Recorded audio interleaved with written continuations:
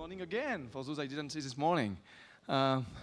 Please welcome our friend this morning, Frédéric Oudéa, CEO of Société Générale Group, Scott Walchek, CEO and founder of Trov, a big insurtech most of you know already, and Llewellyn, president, I think is the term, of Ovamba solution. That works. Thank you very much. So this morning, our discussion will turn around the three pillars of finance industry digital transformation that, during the conversation of the preparation, we thought could be summarized by responsibility, diversity, and cooperation. So all our chat will be around this kind of key concept. Please, even if everybody perhaps knows you already, we have 52% of attendees coming from abroad, so even if Société Générale is a worldwide group, I'm sure they need a bit of refresh. And we have far too many, 48% French, so they don't know all Trov or Ovamba. So please take 2 minutes each to present who you are, your business, and after the sales pitch is finished, and we do a real conversation. Okay, 2 minutes. My name is Scott Walchek. I am the founder and CEO of Trov. If you don't know us, we have become the world's leading on-demand insurance platform, intelligently protecting anything, anytime, anywhere in the world. If you know us from our application. Our B2C play is this application allows people to, with a single swipe on their smartphone, turn on insurance for anything that's valuable to them. We've launched in Australia, United Kingdom, just now in the United States, and soon, in 3 weeks, in Japan.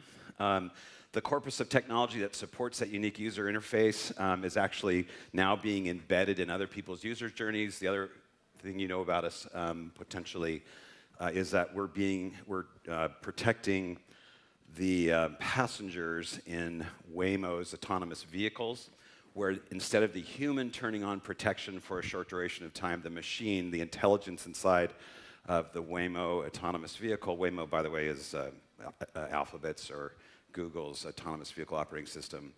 The machine actually intelligently knows when to turn on insurance and what kind of coverages.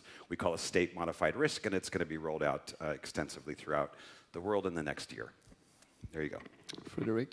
Yeah, good morning to all. Société Générale is an international bank with 154 years of history, created in France to support the development of the French economy.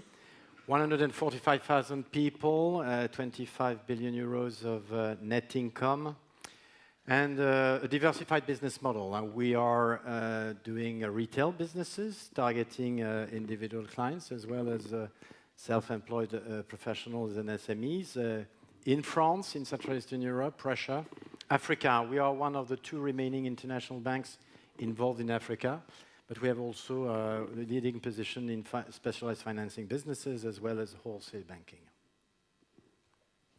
Hi there. My name is Llewellyn, and I am the co-founder and president of Ovamba Solutions, Inc. We are a US originated company, but a fintech platform that is focused on Africa and other emerging markets. Unlike many of the wonderful products that you may be aware of, Ovamba is focused on supplying short-term capital to the SMEs who are involved in the supply chain, trade, light manufacturing, fast-moving consumable goods, the wholesale and retail SMEs, both formal and informal sector, that make up majority of Africa's GDP push. We're based in Cameroon operationally and in Ivory Coast, currently expanding. And what makes us very different from anything else that you may be aware of is the way in which we're able to turn information into data on a continent where data is very difficult to find. We've found a great argument and use for understanding African traders both culturally and ethnically, and we include that data in our risk models. Our risk models are depended upon by the institutional investors and high net worth investors who use the things that we put together to trust that the transactions we fund with their capital will indeed yield an ROI with a very low default rate. But more important than all of that, being in a panel like this and for what we do, is we're all contributing to the change in narrative for Africa's business environment. I'm coming to that right now. So by preparing this panel, we saw that when discussing with Frédéric, that Société Générale is really present in Africa, as you just mentioned. And for you, it's as much a question of responsibilities and cooperation. Can you elaborate a bit about that? Yeah, may I say we have been in Africa for in certain countries more than 100 years, in Morocco, in Ivory Coast for more than 50 years. So we are really part of the ecosystem. And when I think about Africa, it's of course for our own benefit to develop. But I think beyond, when you think about Europe and some of the major topics in the next 30 years, when you look at the demography in Africa, I think, let's face it, if we are not able to develop locally these countries, it will be a big issue for Europe and for the political European system and resilience. So I think there's a responsibility and a proudness to contribute to the development of these economies.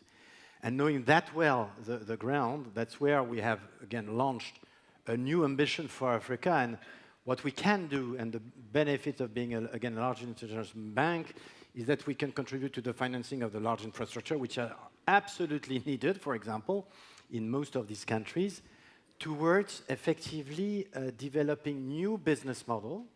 And we are developing, for example, an electronic wallet, having in mind financial inclusion in sectors like agriculture, which remains a core sector in these countries, and trying effectively to find ways to secure new business model, including from the producers. So we are able to experiment things which are not that natural for us. We are not Crédit Agricole in France, so we are not particularly involved in agriculture, for example. But here in Africa, we can do that. And I must say, I think that if we can participate and contribute to the long-term sustainable development of Africa, we'll do part of this responsibility challenge. Viola, same question for you. Even if you are doing fintech also to make profit, you contribute to the development of the continent. Africa needs to make profit at every single turn. The idea that we can be sustainable without a self-generating engine, to me, is quite ludicrous. The opportunity to create financial inclusion comes both on a digital basis and in a hands-on realistic basis. With the sort of models that we're seeing, it is important to blend capital with intelligence, learning, and physical skill set. And skill set is very important. We've been able to find ways in which to help customers to become included in business by looking at the problem from the other way around. It's very difficult to be part of the banking ecosystem if you're only able to just be a depositor in a bank. We've got to be able to teach people to generate wealth. You can generate wealth in the trade sector by allowing people to have more inventory to sell, by making it a safe transaction, by creating trust in how these contracts are put together and enforced, and making sure that the physical ecosystem will support additional inventory like what we do, which is putting together Airbnb-style warehouses to make it possible that goods are where they're supposed to be and can be sold at profit. We also believe that being able to communicate with the rest of the world is going to be a big game changer as it relates to financial inclusion. Trade is important to the planet. We've got to be able to speak to each other to do it quite well and effectively. Would you say, to conclude on that part, that in our geographies, fintech and technology in banking system is enhancing the life of people, and that in Africa is changing the life of people? Would you agree with that statement? Well, it's pretty obvious in Africa, you know, the traditional banking penetration is pretty low, and they will go directly towards new business model. And when you look at the usage of the mobile phone and what potentially you can do, of course, it will change the life of people and hopefully create effectively wealth development, long-term and sustainable development, which is absolutely, again, needed locally. So it's not just enough. There's also additional things such as the stability of the political institutions, which is absolutely critical, of the legal framework, etc. But that certainly can participate to a long-term growth in Africa, which is absolutely needed. I enjoy that end of that part of the panel just to mention that there are tremendous fintech in Africa right now today. Plenty of things happening with massive volumes. Just very hard for us to present you them here because every year the one we invite don't get visa. So that's a real issue. But I advise you to go in some event in Africa. You will see tremendous things happening.